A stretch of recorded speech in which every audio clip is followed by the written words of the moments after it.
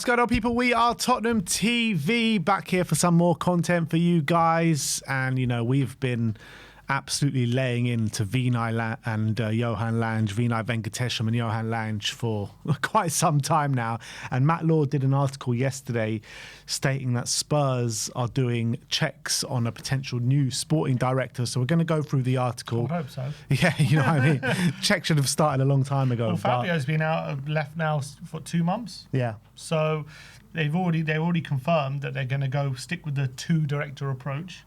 So they should have got the show on the road already. Yeah, I really hope, like, since they've said that, they've actually realised, like, this guy, Johan Lange, just ain't fit for purpose. And the CEO needs to go as well. But with this article, it says that Tottenham have stepped up their hunt for a new sporting director, with checks believed to have been made on a number of potential candidates, including Paul Winstanley and Dougie Freedman, with Winstanley obviously contracted to Chelsea till 2031. And Dougie Freedman is out in Saudi, in the second tier in Saudi, Al Diriyah. Winstanley, it does say that he's not expected to quit his post at Stamford Bridge. Shocker. And Dougie Freedman only joined the Saudi League, I think, at the beginning of the season. And he is in the second tier, so maybe it's something that we can convince him to come here if it's a decent project. But yeah, I think he would jump ship if we offered him the chance back to the Premier League. Yeah, you just don't know how much money he's being paid there. That's Good the question. thing. And it might all come down to money at the end of the day. But if you look at these two candidates, Dougie Freedman obviously did an unbelievable job at Crystal Palace with the likes of Eberechi Eze, Michael Elise, Adam Wharton. Basically, all the stars that they've had over the last couple of years have all come from his scouting network. He was at the helm when they brought in Ollie Glasner as well. I think his first point of call when he came in was to hire Patrick Vieira. And that was seen as a a nice coup at the time, and he started very well, but then kind of, I think, did he drop off or he just left? I can't remember. He dropped off, didn't he? Was he there for a year? And then, or maybe 18 months, and then it ended up dropping quite badly in the second season, I think. Because when he first came, Palace started to do really well, and everyone's like, "Oh, this Patrick Vieira might be a really good manager." But then he kind of hasn't been spoken about since leaving Crystal Palace. But then they went to Ollie Glasner, and Ollie Glasner's been obviously a major hit, winning the FA Cup with them, Community Shield, and you're looking at the talent pool that he's brought into Crystal Palace. It has been pretty phenomenal. Yeah, and I think the most impressive thing is how they've been able to recover from losing stars and not seem to skip a beat. And look, I'm not sure. When did Dougie Freedman leave? He left, what, a year ago? I think he left at the end of last season. The end of last season. But I think that the conveyor belt of talent they kind of have, always replacing their stars and not seeming to, in fact, they seem to improve a lot of the time, goes to show his recruitment. Also, I think people focus a lot as well on talent, but it's more about the right fit for the team. Yeah, absolutely. And I think that is what he's been very good at. Yeah, absolutely. And you're looking at Palace's recruitment since he's left. If you go on this summer and the January transfer window, I mean, it's not been the same level, has it? No. Still, it's very difficult, but obviously Sarr, Johnson, they've brought in Strand Larsen recently. These aren't like, they haven't, well, Strand Larsen's been all right, but yeah, they're not like Elise's and Eze's. They were taking a lot of punch from the Championship, weren't they? And they were turning them into stars. They haven't quite done that since. Ismaila Star was there last season. He was part of Dougie Freedman's recruitment, I think. This isn't his first season, and I think Ismaila Star's been good for them. Yeah, but he's no Elise and no, Eze. Of course, yeah. But he has fitted in. He's fitted in all right. I think, Munoz, what a player he is, a really great find. I really like Lacroix. He's done brilliant. He signed Mark Guehi for them. Mark Guehi. Some top players, man. So he's done very well. I don't know why. I think he was linked to the Newcastle job, but for some reason that never happened. So I wonder if he brought in Mateta as well. I wonder if he brought in Mateta. He must have done, because Mateta's been there a long time. So he must have brought him in. But he was a weird one where he for like 2 years he was awful, and then just like out of nowhere became obviously incredible striker. Look, I'm sure he's got his share of misses as well and failures, like every sporting director does. But clearly, this guy has a talent for getting the right fit at a good price, what the team needs, and he has done a great job. And also, not just on the player recruitment, but the manager recruitment as well. Like, Ollie Glasner was a perfect fit for Crystal Palace. Patrick Vieira, I think, was a good fit, just it didn't go well in the second season, but it started off very well. So you're looking at Dougie Freedman, and if you can kind of, is that a guy that you'd want to see at the club? I mean, it's hard to know. I mean, clearly he's done a great job at Palace. Does that fit the remit of Tottenham? Is it a different job? Maybe in the Championship it might. But we've had some very talented sporting directors at Tottenham, and it's hard to know what exactly direction we've always wanted to go. And we have the likes of Arneson, Comolli, Fabio, Hitchin, and Johan Lang. We've gone in a lot of different directions, and none of them have seemed to be able to work within the what's his name? Paul Mitchell. He was probably the one we can all look back on and say he did a fantastic job and he was really fit the remit. You actually look at it and you look back at the work some of these sporting directors do, particularly like Damien Comolli. I mean, wasn't he at the hand of bringing in people like Luka Modric, Gareth Bale, and a lot of players where, straight away they didn't hit the ground running, but you look back at their time at Spurs and you're talking about legendary players. Well, he's big. He's now at Juve doing he's got a big role there. So look, I think Comolli was great. I'm just saying, especially recently, since Paul Mitchell's left, we've kind of, we've got Fabio in, so okay, we're going to start like a big club now, but then that didn't, I don't think he was the right fit for Tottenham, to be honest, in hindsight. Johan Lang is okay, he was at Villa, maybe you want to go a similar approach to that. He's been a disaster as sporting director, albeit I do think his talent ID for youngsters, I think is decent, but when it comes to improving the first team, it's been an unmitigated disaster. Steve Hitchin, the man who hated January transfer windows. He had his own problems as well.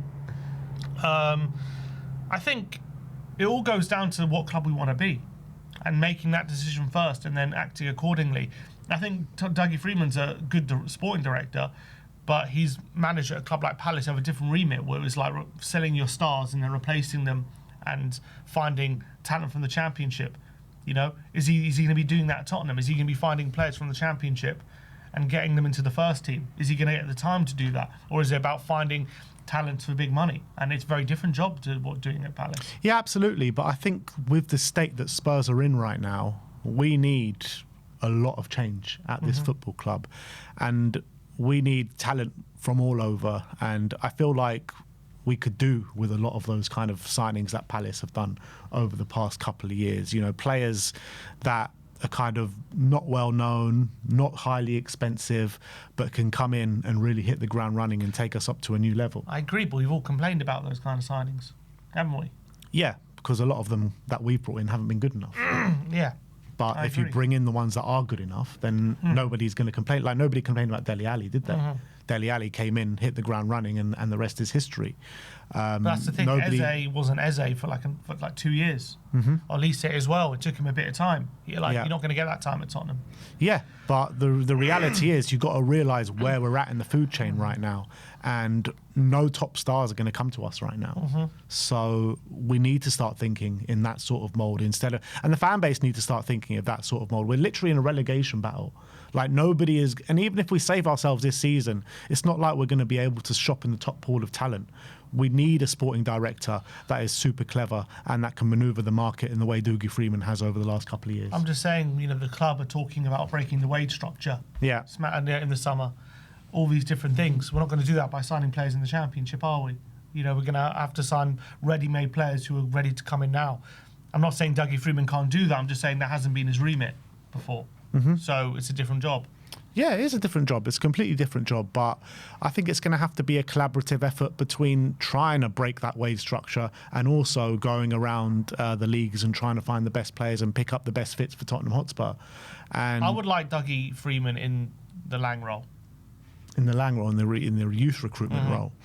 And then get another sporting director maybe. If we are going to stick with this two sporting directors, maybe have another one who's focused on getting ready-made stars who are willing to come here, improve the team, and have Dougie Freedman finding these gems. I'll be completely for Dougie Freedman just taking the whole role up. Like I said, I think he's done a fantastic job for Crystal Palace, and I think if he can find those kind of players in a similar mould and bring them to Spurs, even like you mentioned before, Daniel Munoz, right? He came in and straight away clicked in the first team. Unbelievable player, one of the best fullbacks in the Premier League at this moment in time. So I think he could do the role. I really do. Maybe he could. I don't know. It's hard to say. I think he's clearly talented. The problem is we have to decide what we want as a club, and no sporting director will be able to, at the moment, until we decide what we want, it's hard to know what kind of sporting director we need. I think forget what they want us to be or who they think we are. We are what we are. And what we are right now is a team fighting for relegation and a team that needs to find some sort of purpose in life, like seriously. And we need a major restructuring of everything. And I think we need to start from square one. And I think a lot of players are going to go this summer regardless. And we're not going to be able to spend 80 million on every player coming in. So we're going to need to bring in quite a few players this summer. And I think a sporting director like Dougie Freedman is able to find those kind of talents from around. So I think he could be the perfect guy. Instead of what's called as well, Paul Winstanley, he was head scout at Brighton before going to Chelsea. Yeah. They obviously had they've got a phenomenal recruitment scouting network there, and I would love some of that at Tottenham as well. But yeah, in terms of getting him out of Chelsea, I don't see why he would leave Chelsea unless he feels like things aren't working at Chelsea for him. I don't see why he would leave. Yeah, I mean, I think there's been a very mixed reception from Chelsea fans on Winstanley. He shares the role with another guy at Chelsea. Since he's joined Chelsea, I think they've made something stupid like 43 signings or something crazy like that. Obviously, a lot of hits, but a lot of misses as well. Like every summer they seem to redo the whole. You know squad. what I mean? Yeah. So, but is that his thinking or is that a club decision? Obviously, he's involved in the decision making, but I think it's a remit from above. Like, you bring in because I think this is what Todd Boehly has done at some of his American teams as well.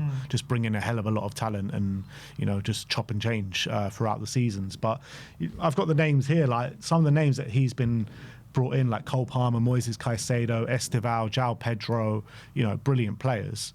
But Moises Caicedo, obviously, he was at Brighton, I think. Cole Palmer was obviously a great signing, 43 million. Everyone at the time was just like, why are you spending 43 million on a guy that can't even get into the Man City team? He's been one of the best players in the Premier League. Esteval has been an unbelievable find. And João Pedro has been decent since joining there, but obviously he came from Brighton as well. It seems as though like Winstanley, some of his models just been like, let's just go back to Brighton.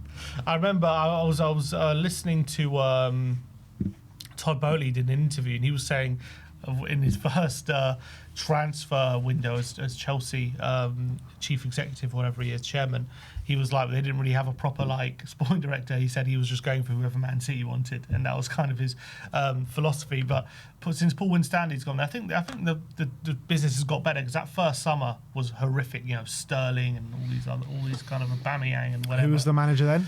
It was Tuchel. It was horrific, and I think it's kind of calmed down since. I'm trying to look at when he was at Brighton, what kind of signings he was making. He left in 2022, so Cucurella, Mitoma was a good signing. Van Hecke, he's been part of their backline now for a while. Robert Sanchez. Actually, they had Gyökeres on their books at one point, but obviously they didn't last. Veltman being a decent signing. So Brighton, Trossard he brought in. So some real good talent that they've gone on to very big things. I think in the Premier League. No, absolutely. For very cheap fees. Absolutely. The thing is with Winstanley as well, when he first came in, Chelsea got Graham Potter from Brighton, but I was actually led to believe by an article I was reading last night on it that he didn't actually want Graham Potter, and that was completely Todd Boehly. And then after that, Todd Boehly realised, let's leave the sporting decisions to the sporting people at the club. And then he went for Pochettino, and Pochettino came in on a 2-year contract, ended up leaving after a year. Maresca and now Liam Rosenior, all at the hands of Winstanley and the other sporting director that they have. So I mean, looking at the manager pool that he's been responsible for, it's not too bad, is it? I mean, Pochettino, Maresca, and now Rossini. We'll see how Rossini does, but Poch and Maresca, very good managers. Yeah, and I think they play a certain style. They want to be on the front foot. They're attacking, proactive managers. Again, it's a philosophy of a club that you can say whatever you want about their policy, but at least it feels like they know what they want, albeit what they want is... it's not changing, but in terms of they're always going for a similar thing, but if it's not working, it's not like they change it. It's like they're still okay. Let's go for a different youngster. Okay, let's go for a different attacking manager. But they kind of they do know kind of the model they want. Rossini is another attacking manager. At Tottenham, we need to decide, because we've jumped. The difference between us and them is we've jumped from different approaches completely. And if it doesn't work, say okay, let's go in the opposite way. Like for example, Ange, what we did that was so catastrophically wrong with sacking Ange is because we looked at Ange and we said, okay, he's like this gung-ho man or very attacking manager.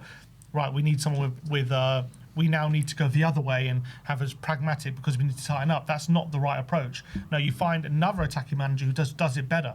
That's what you do. You don't just go in a different way.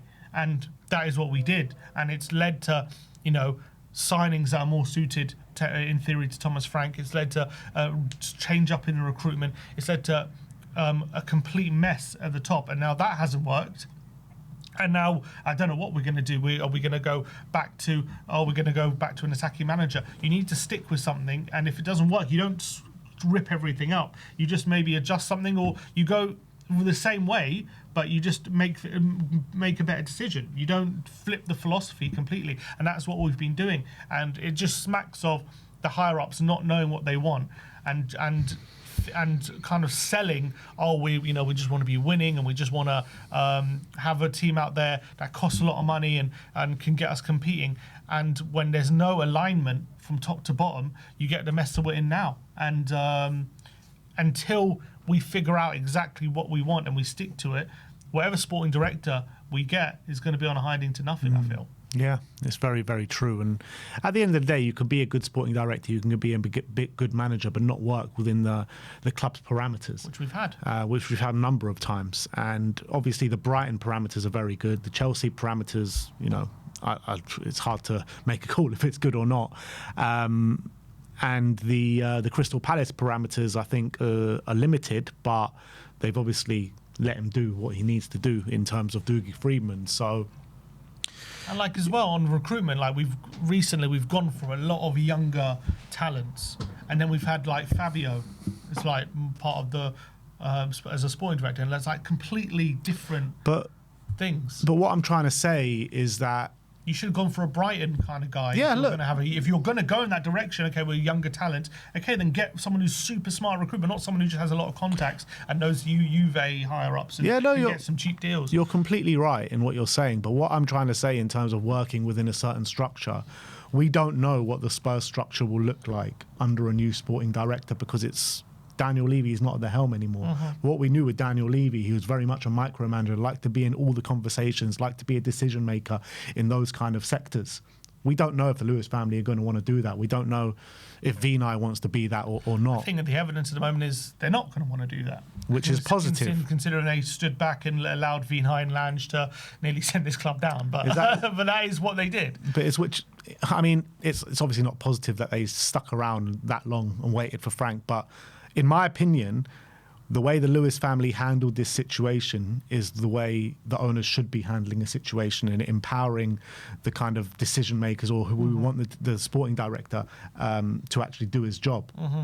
The unfortunate thing that we've got an incompetent sporting director. Correct. That's the unfortunate thing that we have, and we need a proper sporting director where the ownership model at this football club can go, we trust you to make the decision, you're going to make the right decision, you're going to put this club on the right path, in the right direction. Correct, but they need to decide what they want from a sporting director and what we want to be as a club as well first, before they go ahead and finding the right guy to head up the sporting project. And because right now it seems as though, and I don't blame this totally on the Lewis family, but as a club, it seems as though we just don't know what we want and what we want to be. Yeah. We have these ideas, but we have no idea how to get there, and we have no idea any principles or philosophies that we really want as from top to bottom.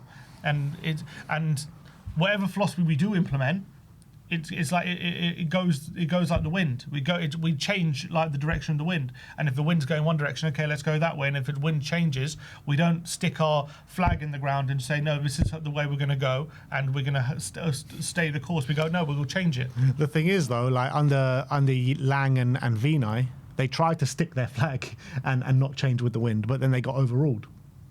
Yeah, because it was a shit direction. Yeah, that's what I'm saying. So if it is a shit direction, you have to change, don't you? Right, but I understand that. But my problem is that we, as a club, and what the fans want is we want a team that at least attempts or tries to play on the front foot, be the protagonist in games. And so we need a manager who reflects that. And so getting these pragmatic managers just because they're different to Ange and they're going to play in a different way. So we think, okay, we need to lock up the back door, so we need to go in a completely different direction from Ange, was a fool's errand. That was the change. That was the wrong thing to do.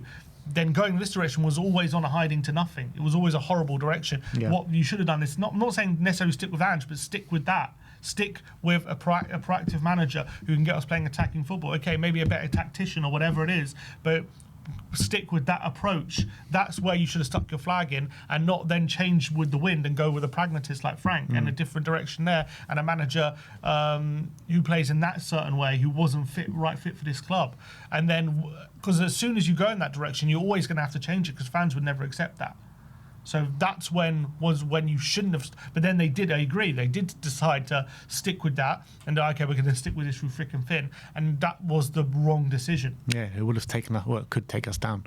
But look, I think it's positive that we are looking for a new sporting director. Obviously, we did hear this a while ago when Fabio left, but I really do hope that the decision since that decision from Fabio is that we just go for a fresh approach completely in the summer, because we can't move forward with Vinay and Lange, in my opinion. But they both need to go.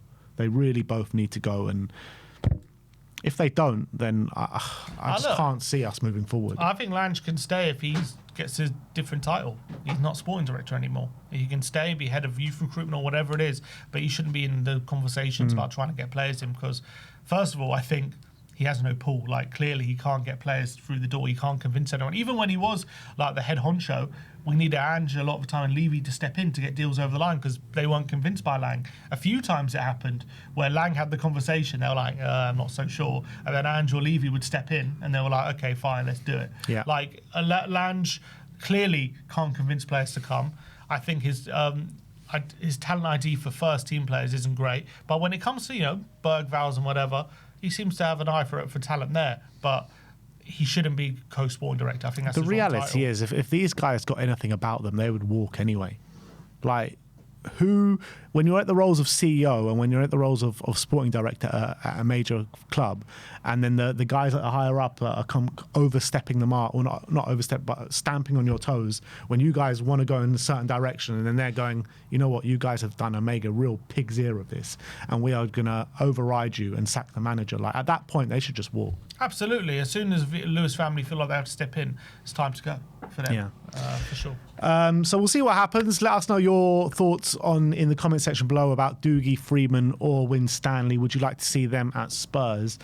Just at the end of this article, it mentions that having overseen defeats in his first two games, interim coach Igor Tudor is still hoping to be boosted by the arrival of his trusted long-term assistant Ivan Javorcic. Javorcic's arrival at Spurs is believed to have been held up by work permit issues, and there is now optimism that he could take up a role in Tudor's backroom team. And I'm sorry, but this might spell the end of Igor Tudor, mate. We saw what happened with Heitinga. Dreaded assistant coming in. Yeah. How long is this one going to last? Are you going to beat Heitinga's record, do you reckon? He'll be out within 2 weeks. But this is the answer. This is going to change Igor Tudor's... It's all changing now. It's going to flip everything. Get his trusty assistant. To be fair, you saw West Ham brought in an assistant for... you're not wrong. For Nuno, and it all changed on the back of that. I was watching...